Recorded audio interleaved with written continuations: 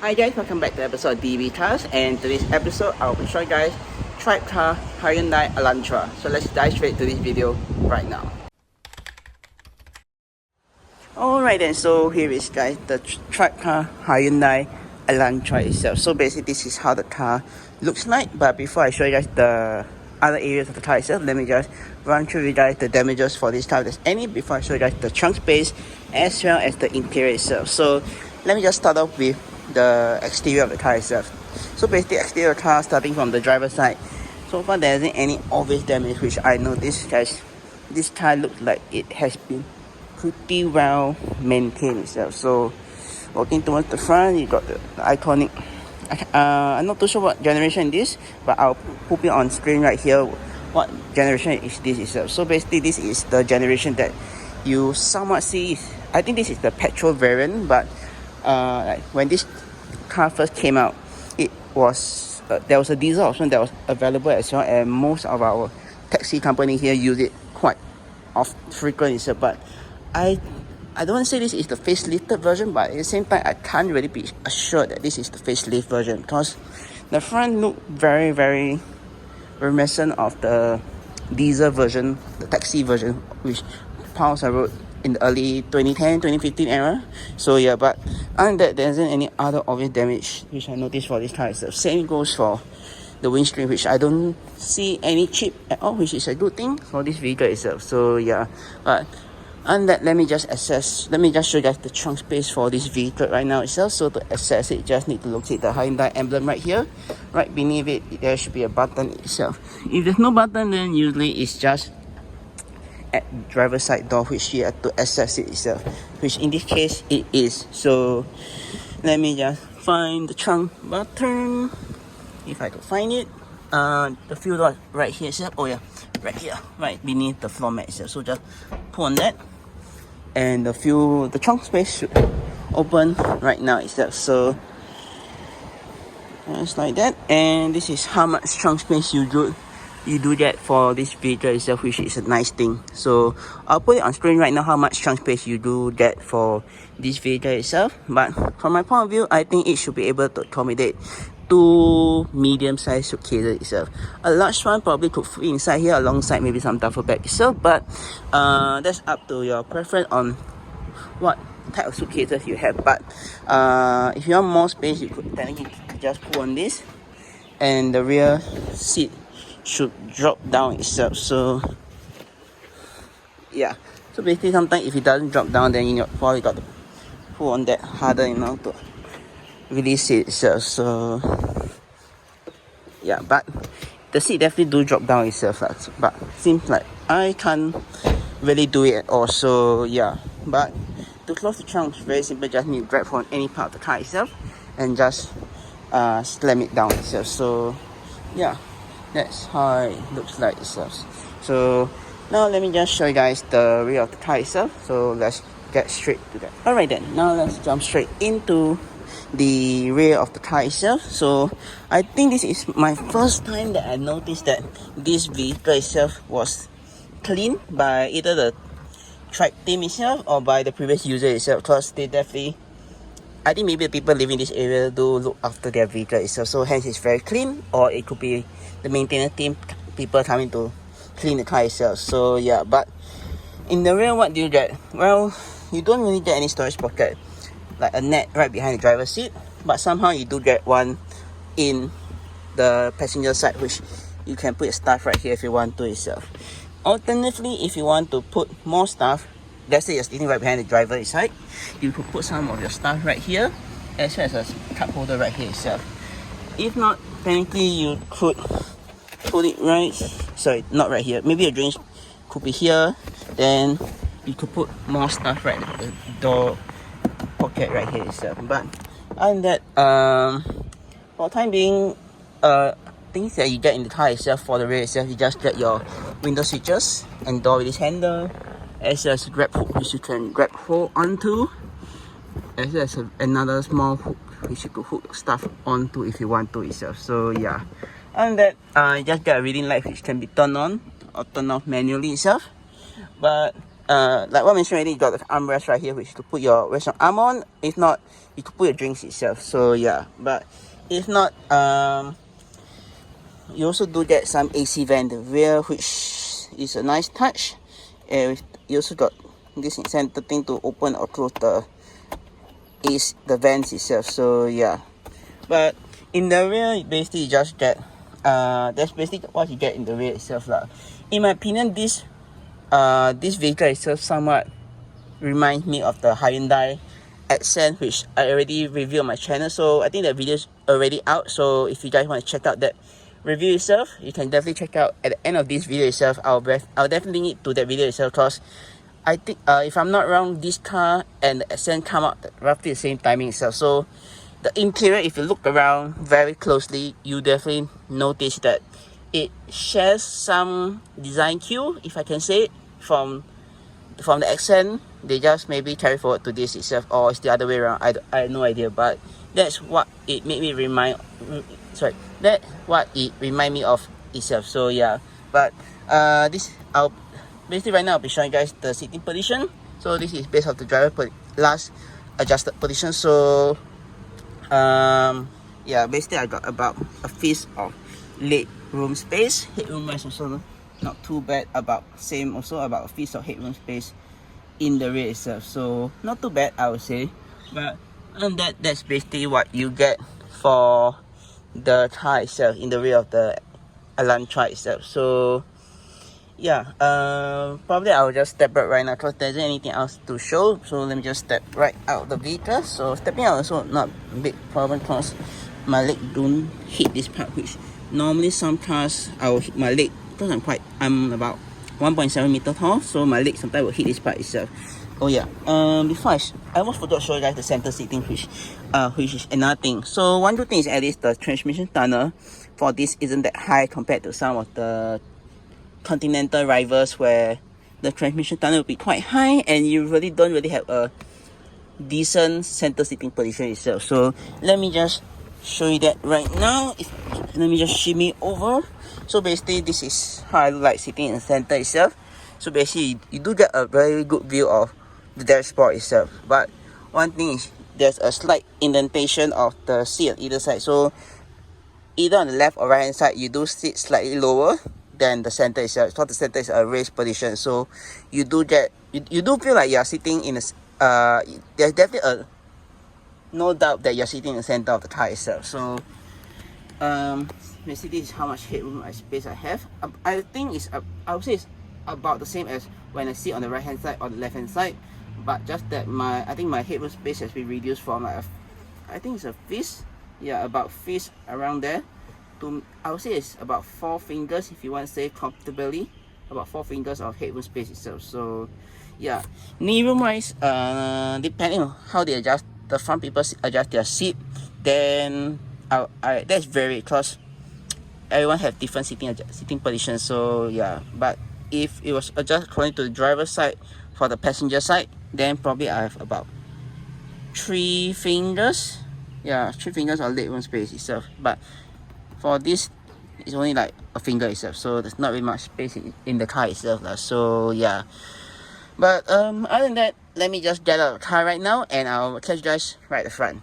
So let's drive straight to that. Alright then, so right now you see me right at the front of the vehicle itself. So basically this is how the front looks like. So basically like what I mentioned at the rear just now, this definitely gives me the Hyundai Accent vibes because I already drove that car, so I know how it looks like. This definitely reminds me of it somewhat, but this is the Elantra, so it's like a much better variant of the Accent itself. So you do get more comfort features, like you get your voice control switches right here, your mute switch, and your various modes to adjust the screen right there if I'm not wrong itself. So yeah, but let me just show you guys some of the storage space you do get for this vehicle itself. So one of them is right here, the storage space, which you can press on this button right here to access it. So once it drop down, you're able to put stuff if you want to. If not, connect to the infotainment screen right here itself, this cable itself. So yeah, moving on, you got a second storage space right here itself, which is this small one right here. If sorry, this small one right here itself. So probably this area you could put your wallet if you want to. Then you also could plug in your headphone jack or USB Type A to connect to your iPod itself. So yeah, but if not, you could also hide it right here, which looks very sleek with the overall interior part, like the black plastic look itself. So yeah, but lastly, your third storage space you can put is right here itself, which is this decently sized storage compartment, which honestly I would say if I have my bag, probably I could technically put my entire small slim bag right here itself. So yeah, but if not, just put your armrest and rest your arm on itself. So yeah, and to access it, there's this button right down below right here itself. So yeah, moving on, you just got two cup holders right here, which is nothing special about the cup holders. There's no like center divider to secure your drinks, let's say, and to put your stuff. But if not, you could put your mobile phone right here itself, or your wallet if you want to itself. So yeah, and right beside it, just your traditional handbrake, which I don't really have to say much lah, which is quite easy to operate as well. So yeah, so basically just put on this, basically press on this to drop down and pull up to engage it itself. So yeah, really nothing much. Moving on, you just got your gear selector right here itself, which you could engage by putting on your brake right there, and just go all the way down to the respective gear itself. So yeah, and if you want to do manual shifting, you can just shift to the left, to the right, and you can just shift up, shift down by this knob right here itself. So yeah, moving on, you got some of the controls right here itself. So basically this is your controls for your AC itself. So basically you just got front defrost, rear defrost, recircular, and the cabin, turn on the AC, and you got your various mode of how you want the wind to be blowing at you. As well, in the center is your fan speed control, which you could adjust. Then right down below is your temperature control itself. So yeah, and right in the center at the top, you got your headlight button, which is quite easy to reach from the driver point of view itself. So yeah, moving on, you just got this very weird storage space right here if you want to put your wallet or like, I don't know, small things you can put right here, maybe your keys. I have no idea, to be honest. So yeah, right at top just got your aftermarket infotainment itself, which I don't think this came from Hyundai, but probably I'll just run through with you guys later on if you guys want to know more about it itself. And right at the top, you just got your clock itself. So yeah, and that's basically it for this car itself. Let's see, on either side you do get this very nice small cubby space right here if you want to put your stuff. Same goes for the other side, which on the other side there's a 12-volt socket outlet right there itself. So yeah, but other than that, that's basically it for the center console itself. Now let's move on to the steering wheel, which the buttons right here I already mentioned to you guys, so I won't repeat myself again. But right at the bottom, you just got your various basically if your phone is connected to the Bluetooth, you're able to just use these two buttons right here, the pick up and call button. You got your mode button right here, which I think to select the various driving mode for this car that it has. Trip function everything for the screen right there, and the reset button is also for the screen right there itself. So yeah, alright, moving on, let me just show you guys the stocks on the left hand side itself. So basically this is a Korean car, so hence the stocks for Korean car will be, for the indicators will be on the left hand side. Same goes for the light switch as well. So basically you got your indicator up or down, high beam just need to push forward, disengage high beam just need to push back, and flash high beam just need to pull back, and you're flashing your high beam itself. So yeah, on the far left outer on the stock, you just got a light switch you could turn it to adjust to turn on the headlight or turn off the headlight.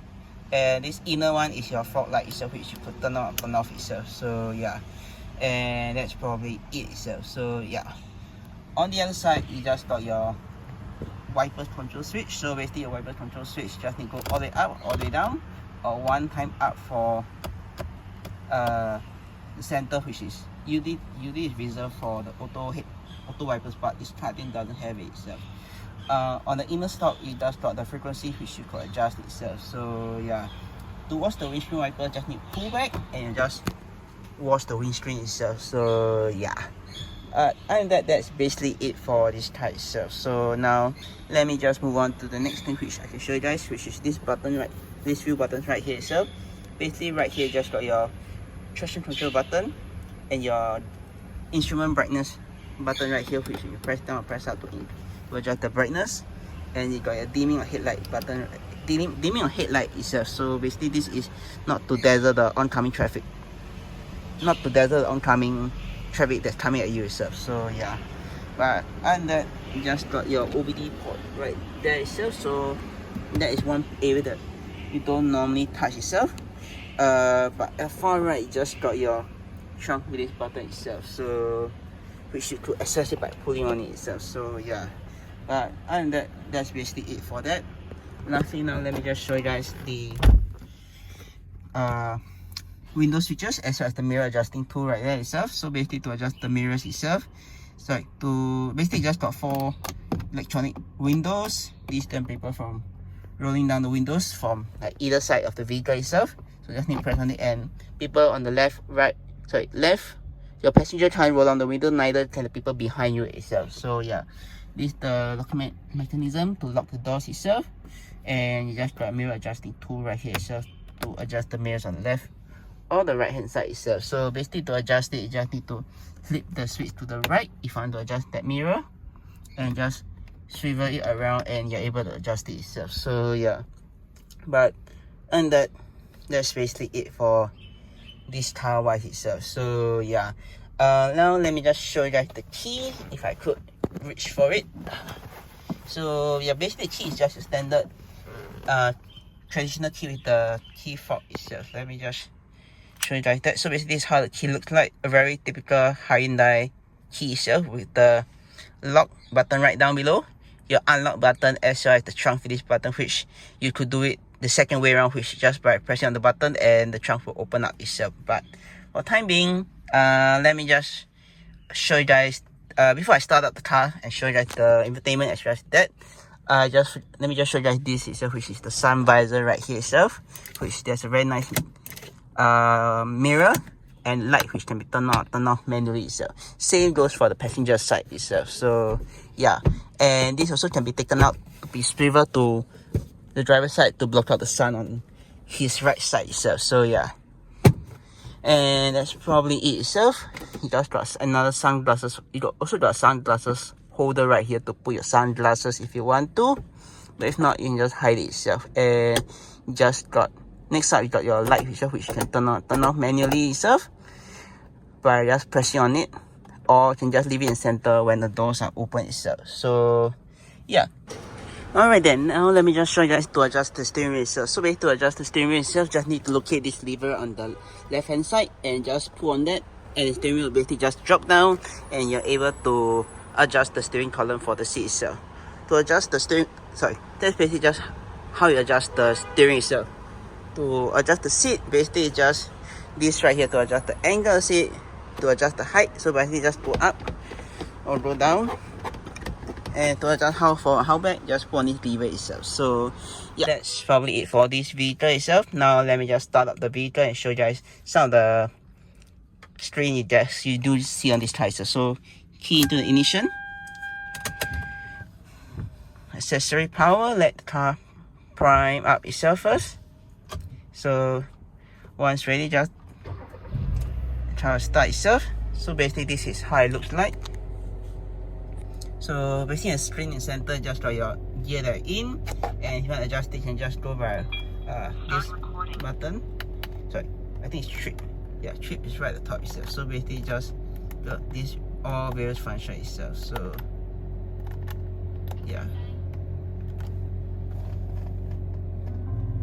So yeah, that's basically it for this itself. There isn't really much mode. Mode basically just got comfort, normal, and sport. But I think most of the time people use not comfort itself, so probably won't touch that itself. So mode basically just for that itself, which will cycle through the various function itself. So yeah, you guys can see. And this is an aftermarket one, so I don't really do much itself. So yeah, this one if you guys want to figure out, you can just figure out yourself. So probably I won't touch on that itself. But for the time being, I'll just shut car down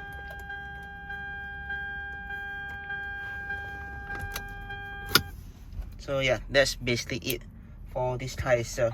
I think basically for the infotainment itself is quite simple to use itself. If you just want to use it basically for radio or your Bluetooth audio itself, which I mentioned to you guys just now, where you could technically just plug in into this USB port right here, which TribeCar is already installed.